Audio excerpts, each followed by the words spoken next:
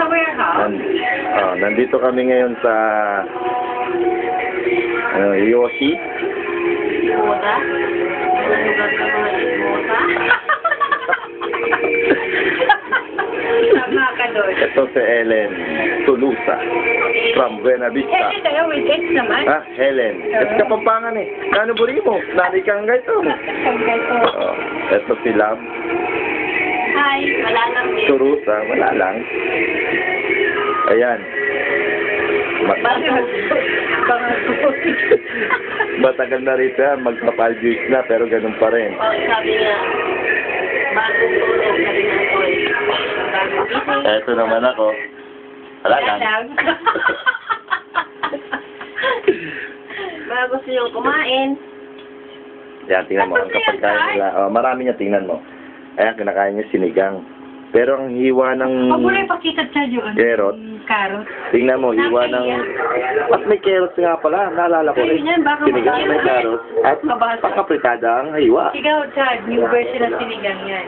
New version ng sinigang. Yes. Ikaw naman, kamusta mo naman ang kababayan sa Pilipinas? Hello, minasama. Huwag kayo, San. Kumusta? Huwag kayo, San. Walang kayusan.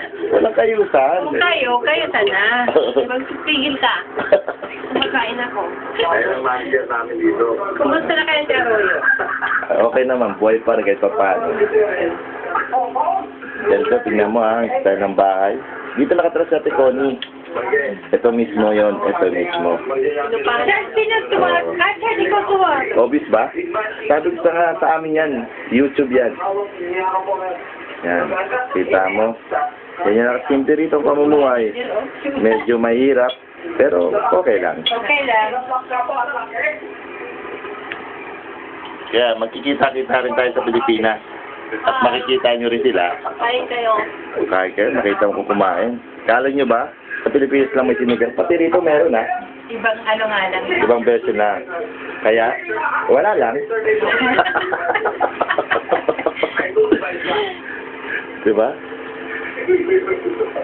Kaya mga wasted pa kasi mga tao rito na ganyan. Ay,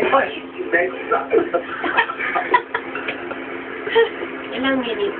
Matagal-tagal din yan.